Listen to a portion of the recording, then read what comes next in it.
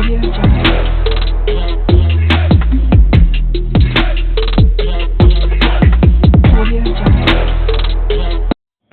Everyone, welcome to Mister Biology Academy. आज जो हम लोग बीएससी जूलॉजी थर्ड सेमेस्टर का एक नया टॉपिक डिस्कस करेंगे, जो कि RNA polymerase in prokaryotes and eukaryote. RNA polymerase को हम लोगों को दोनों ऑर्गेनिजम्स में पढ़ना है, प्रोकैरियोटिक में भी और यूकैरियोटिक में भी। ठीक है, तो आज जो है हम पहले समझते हैं कि मेनली आरएनए पॉलीमरेज जो है ये होता क्या है। ठीक है, देखिए ये जो है एक एंजाइम है। क्या है?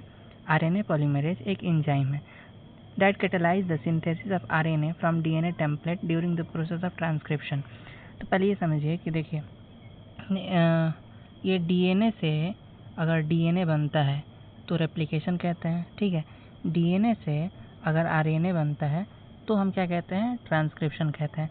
तो अभी जो पीछे हम लोगों ने ये लिखा हुआ है कि synthesis of RNA from DNA means यहाँ पे क्या हो रहा है? Process of transcription. तो आरएनए पॉलीमरेज क्या है? आरएनए पॉलीमरेज एक एंजाइम है जो कि क्या सिंथेसिस करता है? आरएनए का सिंथेसाइज करता है। कहाँ से? डीएनए टेम्पलेट से। कब? तो ट्रांसक्रिप्शन के प्रोसेस में। ठीक है, तो आरएनए पॉलीमरेज ओवरऑल क्या है? एक एंजाइम में जो क्या काम करता है? आरएनए सिंथेसिस करता है। ठीक है, इट प्ले एक central role in gene expression, और मेनली जीन एक्सप्रेशन में भी, gene expression means translation, gene expression में भी ये क्या करेगा? अपना रोल प्ले करेगा। अब बात करते हैं कि जनरल फीचर क्या होता है आरएनए पॉलीमरेज के। देखिए, RNA polymerase reads the DNA template strand in 3' to 5' and. Means जो इसका टेम्पलेट स्ट्रैंड रहता है डीएनए का वो होता है 3 to 5, और आरएनए का सिंथेसिस जो होता है वो 5' to 3 एंड पे होता है। ठीक है, कोई भी no primer is required for initiation. RNA polymerase के इनिशिएशन में कोई भी प्राइमर की ज़रूरत नहीं पड़ती है। ठीक है, सबस्ट्रेट्स आर राइबोन्यूक्लिक ट्राइफॉस्फेट्स। जो सबस्ट्रेट यूज़ होते हैं हमारे आरएनए पॉलीमरेज में वो होते हैं राइबोन्यूक्लिक ट्राइफॉस्फेट्स, जैसे ATP, GTP, CTP and UTP। Means adenosine triphosphate, guanosine triphosphate, ठीक है, cytosine triphosphate and uracil triphosphate. ठीक है, it is a template specific and catalyse phosphodiester bond formation. और ये मेनली क्या है? टेम्पलेट स्पेसिफिक है, क्योंकि आरएनए पॉलीमरेज का जो सिंथेसिस होगा वो 5 to 3' एंड पे होता है। ठीक है, और ये मेनली क्या काम करता है? फास्फोडाइस्टर बॉन्ड का फॉर्मेशन करता है। It terminate the transcription upon reaching terminator sequence. Means जो हमारा आरएनए पॉलीमरेज है वो ट्रांसक्रिप्शन को टर्मिनेट करता है, मीन्स रोक देता है। कब? जब टर्मिनेशन सीक्वेंस पे पहुंच जाता है। ठीक है, अब आगे देखते हैं कि मेनली प्रोकैरियोट्स और यूकैरियोट दोनों में हम लोग आरएनए पॉलीमरेज को पढ़ना है। तो आरएनए पॉलीमरेज प्रोकैरियोट में सिर्फ एक होता है, और यूकैरियोट में 3 होता है, पॉलीमरेज 1, पॉलीमरेज 2 और पॉलीमरेज 3। ठीक है, तो आज जो है हम लोग मेनली डिस्कस करेंगे आरएनए पॉलीमरेज इन प्रोकैरियोट्स। ठीक है, देखिए स्ट्रक्चर की बात करें तो प्रोकैरियोट का एग्जांपल है E coli bacteria, have single type of RNA polymerase, it is multi सब unit enzyme.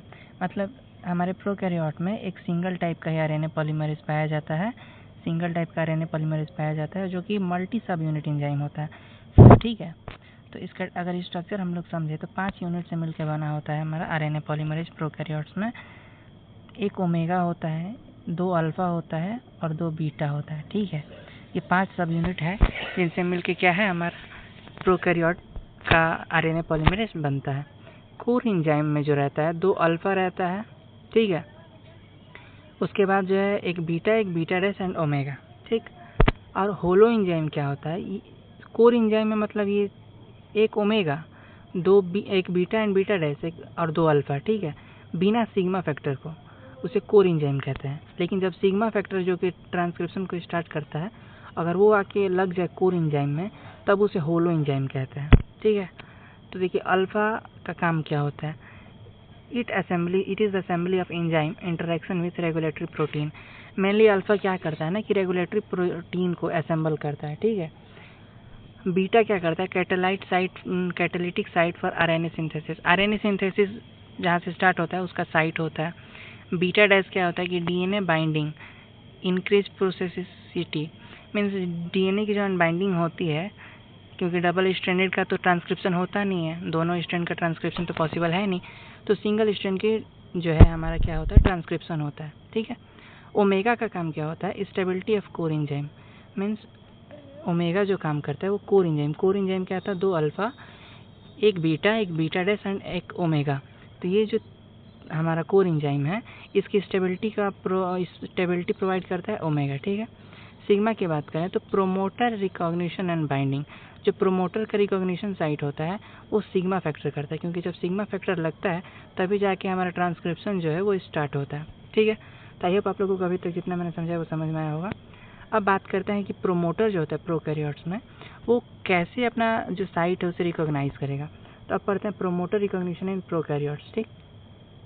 Sigma factor bind to specific promoter sequence, mean जो सिग्मा फैक्टर होता है वो अपना एक सीक्वेंस रहता है जिसे वो रिकॉग्नाइज करता है और वहाँ जाके वो अटैच हो जाता है। अटैच होने के बाद ही क्या होता है कि उसमें ट्रांसक्रिप्शन क्या होता है, स्टार्ट होता है, ठीक है। तो मेनली दो typically promoter has two conserve region, दो कंजर्व रीजन होते हैं जहाँ पे जो है सिग्मा फैक्टर लगता है या फिर प्रोमोटर रिकॉग्निशन साइट होता है, ठीक है। एक जो है 35 रीजन पीछे और एक जो है 10 रीजन पीछे। जो 10 रीजन पीछे रहता है उसे कहते हैं प्राइमर बॉक्स, ठीक है। और जो 35 रीजन पीछे भी एक होता है रिकॉग्निशन साइट, ठीक है। तो ये इसका रिकॉग्निशन साइट होता है। तो आई होप आप लोगों को समझ में आएगा प्रोकैरियोट में जो है हमारा आरएनए पॉलीमरेज कैसा होता है, ठीक है। अब नेक्स्ट वीडियो में जो हम लोग पढ़ेंगे कि जो आरएनए पॉलीमरेज है वो यूकैरियोटिक में कैसा होता है। तो अगर आप लोगों को वीडियो अच्छी लगी तो वीडियो को लाइक करें, चैनल को सब्सक्राइब करें।